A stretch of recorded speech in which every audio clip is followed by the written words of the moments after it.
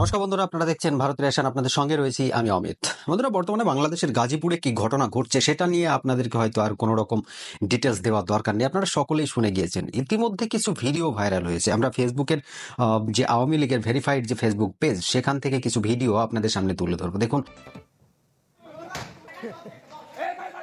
সাবেক রাষ্ট্রপতি আব্দুল হামিদের কিশোরগঞ্জ শহরের বাসভবন বৃহস্পতিবার রাতে হামলা চালায় ছাত্র জনতা। বাড়ির দরজা ভাঙার পাশাপাশি পুড়িয়ে ফেলা হয় বিভিন্ন জিনিসপত্র, আগুন ধরিয়ে দেওয়া হয় মোটরসাইকেলও। একই জেলায় গুড়িয়ে দেওয়া হয় আওয়ামী লীগ কার্যালয়, ভাঙচুর করা হয় কয়েক নেতার বাড়ি। নারায়ণগঞ্জের চাষারায় সাবেক সংসদ সদস্য শামীম ওসমানের দাদার বাড়ি বায়তুল্লাহ মানে হামলা ও ভাঙচুর চালানো হয়েছে। এক পর্যায়ে ধরিয়ে দেওয়া হয় আগুন। জামালপুরে আওয়ামী লীগের সাংগঠনিক সম্পাদক ও সাবেক প্রতিমন্ত্রী মির্জা আজমের বাড়িতে হামলা ভাঙচুর হয়েছে। একই জেলায় অভিনেত্রী মেহের আফরোজ শাওনের বাবার বাড়িতে ভাঙচুর আগুন দিয়েছে জনতা। খুলনার দিঘুলিয়ায় শেখ হাসিনা ও রেহানার পৈতৃক গেস্ট হাউস ভাঙচুর করেছে বিক্ষুব্ধ ছাত্র জনতা। এ সময় স্বৈরাচারের বিরুদ্ধে নানা স্লোগান দেওয়া হয়। এছাড়া দেশের বিভিন্ন স্থানে শেখ মুজিবুর রহমানের মুরালও প্রতিকৃতি গুড়িয়ে দিয়েছে ছাত্র জনতা। আর বগুড়া, গাইবান্ধা, ভোলা, টাঙ্গাইল সহ কয়েকটি জায়গায় আওয়ামী লীগ কার্যালয়ে ভাঙচুরের খবর মিলেছে। নাদিম হোসেন, চ্যানেল 24। গাজীপুরে মন্ত্রী বাড়ি বলে পরিচিত সেই মন্ত্রীর বাড়িতে সাধারণ ছাত্র জনতা আর কি, ছাত্ররা কিন্তু একটা প্ল্যান করেছিল যে ওই বাড়িতে হামলা করবে রাতের অন্ধকারে। আর এই প্ল্যানকে পুরো প্রতিহত করে ওখানকার যে সমস্ত লীগের যে সমস্ত সদস্যরা ছিল তারা, এবং ওখানকার যে সমস্ত সাধারণ গ্রামবাসী আছে তারা মিলে ওইটা কিন্তু প্রতিহত করে। এখন কথা হচ্ছে যে এই যে যারা ডাকাতি করতে আসছিল, যারা দুষ্কৃতির মতো কাজ করতে আসছিল, তাদেরকে যারা আটকেছে এখন তারা বিপদে পড়ে গিয়েছে। আর যারা এই অন্যায়ের সঙ্গে জড়িত হতে ওখানে এসে মার খেয়েছে, কিভাবে মার খেয়েছে দেখুন। প্ল্যানিংটা এত সুন্দর করেছিল যে কোনো রকম ভাবে হয়তো তারা বুঝতে পেরে গিয়েছিল যে আজকে মানে ওই দিনের কথা বলছি যেদিন ওখানে এসেছিল, তো সেই দিনে যখন যাবে তার আগে তারা বুঝতে পেরে যায় যে ওই বাড়িতে কোনো রকম ভাবে হামলা করা হবে, এবং তারা বেশ সকলেই সজাগ ছিল। ইনস্ট্যান্ট যখনই ওই ছেলেপিলেগুলো আসে, ছাত্ররা ওখানে যায়, তারা ওখানকার হয়তো কোনো মসজিদের মাইক হোক আর যেখানেই হোক, সেই মাইকে কিন্তু তারা অ্যানাউন্স করে দেয় যে দুষ্কৃতী এসেছে, এইরকম ডাকাত করতে এসেছে। আর সাধারণ মানুষ বুঝতেই পারছেন, সকলের হাতে যে যেরকম পেরেছে বাড়ি থেকে হেসো, কোদাল, দা, লাঠি সমস্ত কিছু নিয়ে বেরিয়ে পড়েছে। আর গিয়ে বেধড়ক মারধর। প্রথমে ছাত্রদের সঙ্গে তাদের হাতাপাই হয়, তারপরে মারধর করে মোটামুটি 10-12 জনকে একদম আহত করে ফেলে। কিছু মানে খুবই মারাত্মক পরিস্থিতি তাদের রয়েছে, এবার মেডিকেল হসপিটালে তাদেরকে ভর্তি করা হয়েছে। সেই সমস্ত ছাত্রদেরকে দেখতে হাসনাত, তারপর সার্জিস এরাও গিয়েছিল। এখন কথা হচ্ছে যে এই ঘটনাটা তো ঘটে গিয়েছে, এইটার পরে আর কি কি ঘটছে আর এইটা ঘটলোই বা কেন, সেইগুলো নিয়ে আপনাদেরকে দেখাবো। দেখুন, এই যে ঘটনা যেটা ঘটার কথা তার ঠিক আগে কি হয়েছে। হাসনাত, আব্দুল্লাহ তারা কিন্তু এক জায়গায় জড়ো হয়েছিল, এবং জড়ো হয়ে তারা কি প্ল্যান করছিল, যে কোথায় যাবে, কি প্ল্যান করবে, কাকে কাকে ধরবে, কিভাবে মারবে, সেই প্ল্যানটা তারা এক জায়গায় করছিল। সেই ভিডিওটা কিন্তু ভাইরাল হয়েছে। আপনাদের সামনে ওই ভিডিওটা আমি প্রেজেন্ট করবো, অবশ্যই ভিডিওটি দেখুন। দেখার পরে আপনাদের কি মতামত সেটা অবশ্যই কমেন্ট বক্সে জানিয়ে যাবেন। আমার ভিডিওটা যদি ভালো লেগে থাকে লাইক করে দেবেন, শেয়ার করে আরো সকলের কাছে পৌঁছে দেবেন। আপনাদেরকে এর পরেও আরো একটা ভিডিও দেখাবো, যেটা আপনারা দেখবেন যে বর্তমানে মার খাওয়ার পরে কিভাবে তারা বেশ তেতে উঠেছে। কারণ দেখুন, আমার বাড়িতে কেউ যদি চুরি করতে আসে, কেউ যদি আমার বাড়িতে আমাকে আক্রমণ করতে আসে, আমাকে যদি আঘাত করতে আসে, তাহলে নিশ্চয়ই আমি তাকে ছেড়ে দেব না, এটা স্বাভাবিক ব্যাপার। ছাত্রদের যে বক্তব্য, তারা বলছে আমরা ওখানে ঠেকাতে গিয়েছিলাম। ভিডিওর মধ্যে যে প্রতিবেদনের মধ্যে আপনারা দেখতে পাবেন ছোট ছোট ভিডিও, অবশ্যই আমার সঙ্গে থাকুন। চলুন আগে এই ভিডিওটা দেখে আসি, যেটা ছাত্রদেরকে উস্কানি দেওয়া হয়েছে হাসনাত আব্দুল্লাহ তরফ থেকে। ছাত্রদেরকে কিভাবে উস্কানি দেওয়া হয়েছে সেই ভিডিওটা আগে দেখে আসুন, তারপর অন্য আরো একটি ভিডিও দেখাচ্ছি। চলুন। সে যে মিছিলটা করছে ভাই, তার বাসা হচ্ছে জয়নাবাজার। সে কিন্তু গাজীপুর জেলার ভিতরে মোটামুটি হঠাৎ করে ভাইরাল হয়েছে। কিভাবে ওই অনেক তার কিন্তু আসলেই মোটামুটি ভালো মানে তার যোগ্য। আর নাসির বড় নাসির বড় টাকার ধরে অনেক মূল পয়েন্টে এগুলা তো আসলে চলমান পরিস্থিতি, সবাইকে ধরার পরে তোমার সাথে দেখা হবে। জব দিও এটুকু বলে যাবে সবাইকে ধরার পরে তারপর কর্মসূচি ভাই সকালে টাইমটা দেন ভাই। আমরা কয়টা বলবো ভাই, আমাদের তো খবর বানায় রাখবে ভাই। কেন খবর বানায় রাখবে? এই যে অন্য পার্টি ভাই মিডিয়ার এনে ঢুকতে দিবি না, রেজিস্ট্যান্স এই সব হলুদ মিডিয়ার এনে ঢুকতে দিবি না। রেজিস্ট্যান্স শুনেন, আওয়ামী লীগ, যুবলীগ, ছাত্রলীগ, জাহাঙ্গীর কে আর কে যেন আছে মুজাম্মেল এখানে যে এখানে যে মব মানে মব মারানি যে বলবে যে মব জাস্টিস ঠিক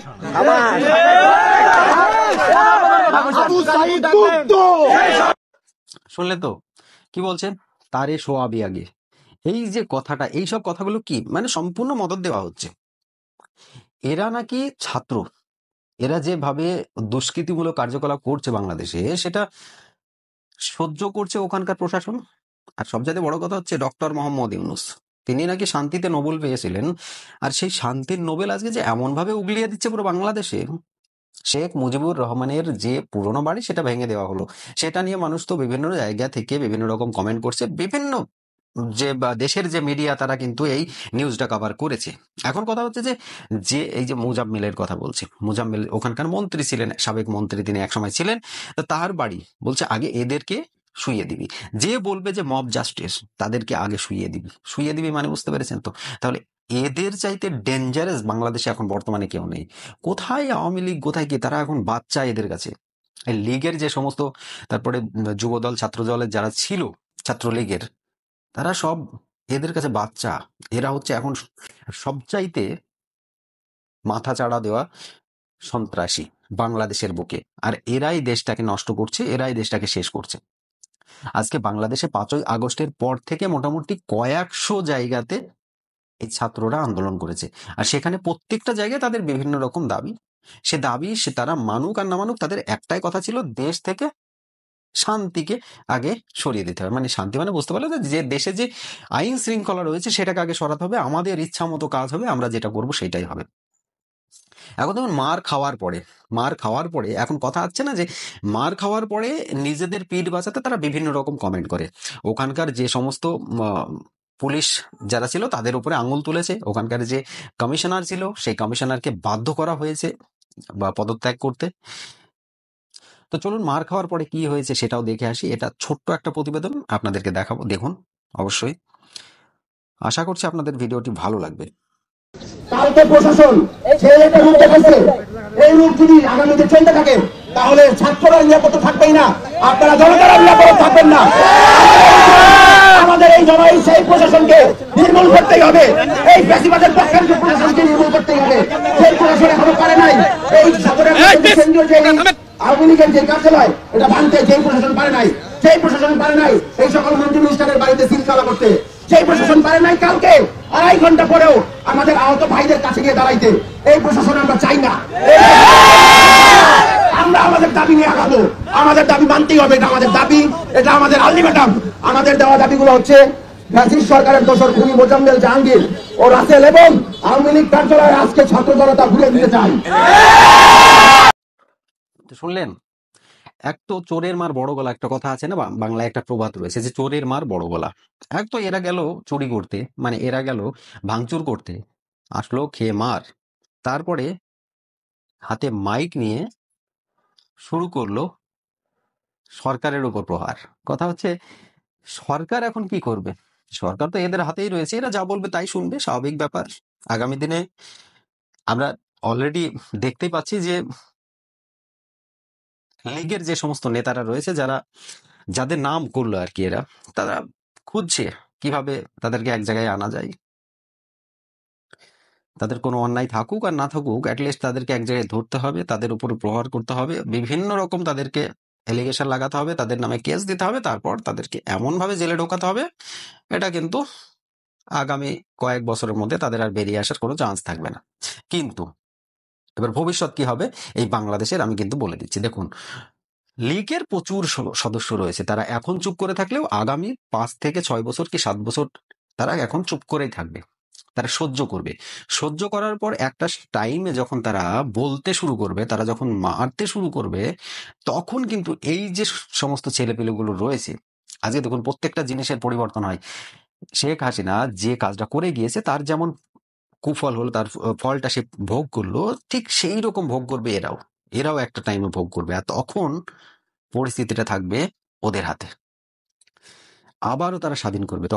তখন তারা বলবে যে আমরা আবার সেই মুক্তিযুদ্ধের বাংলাকে আবার ঘুরিয়ে নিয়ে আসলাম, আবার সেই বাংলাকে এই বাংলাতে স্থাপন করব, রাজাকারদের হাত থেকে আবার বাংলাকে ঘুরিয়ে নিলাম। এই যে পরিস্থিতিটা আগামী দিনে হতে চলেছে, এটা কিন্তু নিঘাত হবে, বাধ্যতামূলক হতেই হবে।